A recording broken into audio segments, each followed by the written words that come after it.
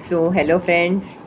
Now we are on our next topic, an overview of cell 8.3. You have earlier observed cell in an onion peel and or human cheek cell. Under the microscope, let us recollect their structure.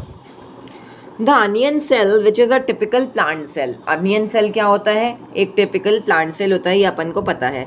Has a distinct cell wall. Distinct cell wall मतलब दिखती हुई cell wall. Has a distinct cell wall as its outer boundary and just within it is the cell membrane. ठीक है जी, जो आपके पास cell wall आपको दिख रही है अनियन सेल की, उसके जस्ट अंदर आपके पास उसको क्या दिखेगी?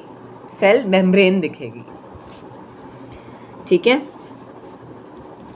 The cells of the human cheek have an outer membrane as the delimiting structure of the cell.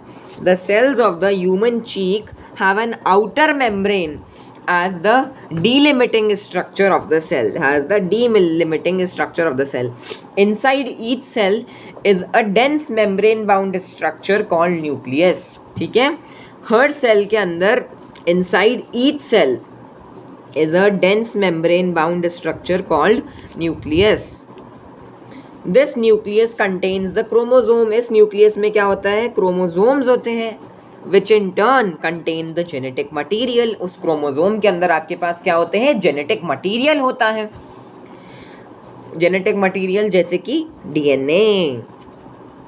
Cells that have membrane bound nuclei are called as eukaryotic. Cells जिनके अंदर membrane bound nuclei होता है उनको अपन क्या कहते हैं? Eukaryotic होते हैं. Whereas the cell which lack a membrane are called as prokaryotic. Okay. In both prokaryotic and eukaryotic cell, a semi-fluid matrix called as the cytoplasm occupies the volume of the cell. ठीक है जी. दोनों prokaryotes and eukaryotes के अंदर एक semi fluid matrix जिसको अपन क्या कहते हैं? साइटोप्लाज्म ऑक्यूपाई करती है the volume of the cell, which occupies the volume of the cell.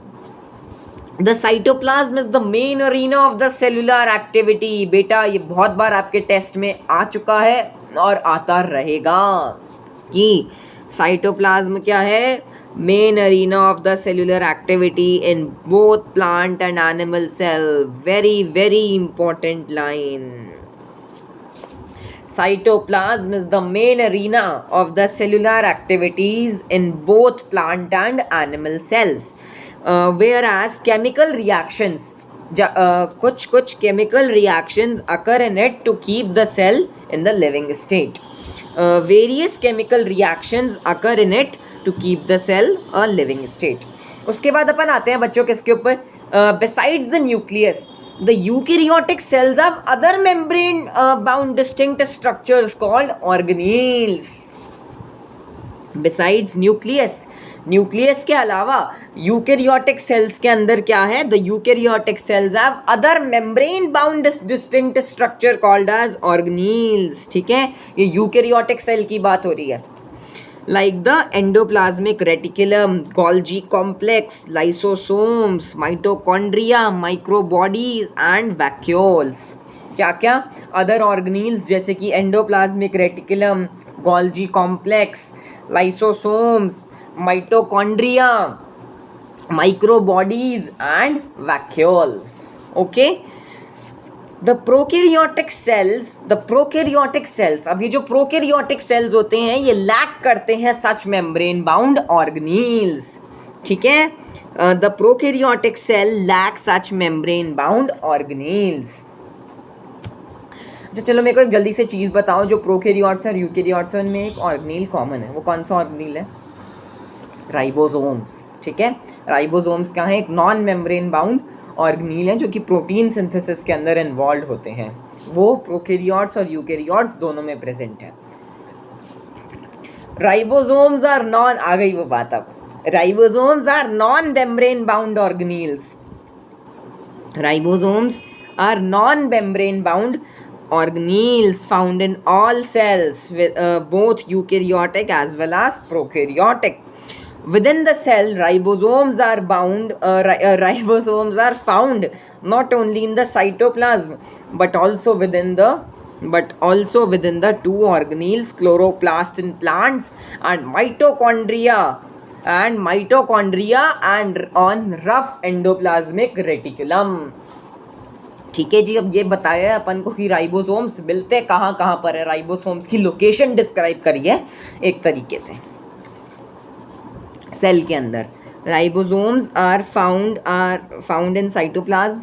ठीक है, दो ऑर्गेनील्स जैसे कि क्लोरोप्लास्ट प्लांट्स के अंदर and mitochondria and on the rough endoplasmic reticulum. ठीक है बच्चों, उसके बाद अपन आते हैं कि एनिमल सेल्स जो होते हैं ना उनके अंदर अनदर नॉन मेम्ब्रेन बाउंड ऑर्गेनील जिसको अपन सेंट्रोसोम कहते हैं और वो हेल्प करता है सेल डिवीजन प्रेजेंट होता है. Animal cells contain another non-membrane bound organelle called as centrosome which helps in cell division. Okay, animals के अंदर दो non-membrane bound organelles हो गए अभी तक. कौन कौन से?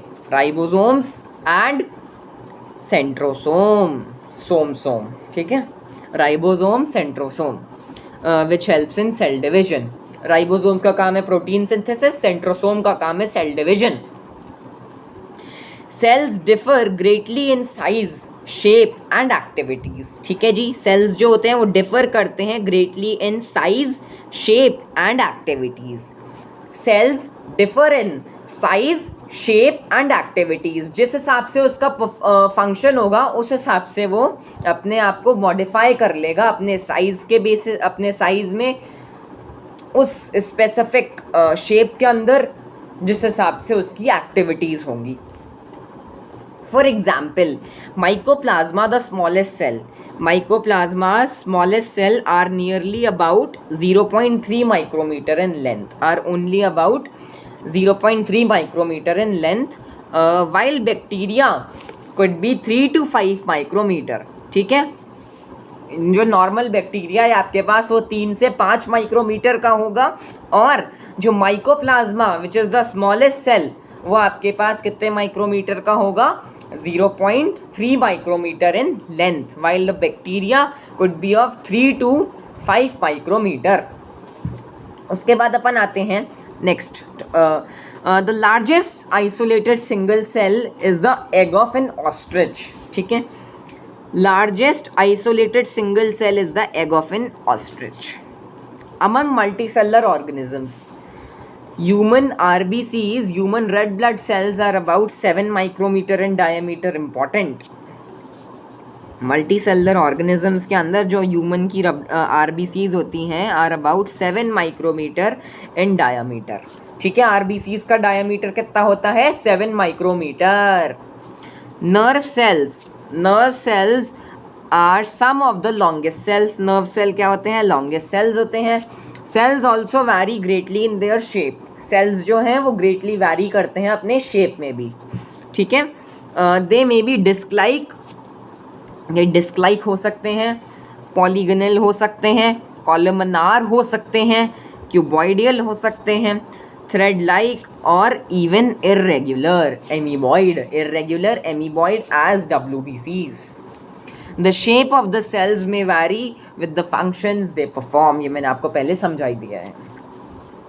ठीक है, तो सेल्स कैसे भी हो सकते हैं, थ्रेड लाइक हो सकते हैं, पॉलीगनल हो सकते हैं, क्यूबॉइडियल हो सकते हैं, डिस्क लाइक हो सकते हैं और अपने फंक्शन के हिसाब से वो वैरी कर सकते हैं शेप टू शेप में, साइज टू साइज में. जिससे जैसे माइकोप्लाज्मा का साइज़ कितना होता है? 0.3 माइक्रोमीटर. बैक्टीरिया का कितना होता है? 3 to 5 micrometer. And human RBCs का कितना होता है? 7 माइक्रोमीटर इन डायामीटर. ओके, अब आपके पास ये आपकी NCERT टेक्स्ट बुक के अंदर कुछ फिगर्स दे रखे हैं, इनको आप लोग ज़रूर देख लीजिएगा. ठीक है, ये वाला जैसे फिगर है ह्यूमन किसका फिगर है? ये RBCs का फिगर है जो कि इनकी शेप भी दे रखी है इसके अंदर, राउंड एंड बाइकॉनकेव.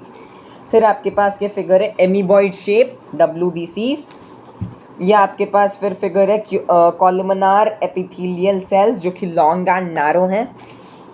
ये न्यूरॉन का फिगर है जो कि अपन ने उसके बारे में पढ़ा भी है कि ये ब्रांच्ड है और लॉन्गेस्ट सेल है अपने अंदर का ह्यूमंस का. और ये क्या है, एक ट्रकीड है, ट्रकीड्स प्रेजेंट होती हैं ना आपके पास, किसके अंदर प्रेजेंट होती हैं, ट्रकीड्स प्रेजेंट होती हैं आपके पास स्टूडेंट्स, किसमें, जल्दी जल्दी बताइए, कमेंट में बताना अब ये, तब मैं बताऊंगा आपको फिर, ठीक है। और ये मीजोफिल सेल्स जो कि आपके पास किस में प्रेजेंट होती हैं, ये भी कमेंट में बताना, राउंड एंड ओवल, ठीक है। उसके बाद अपन आते हैं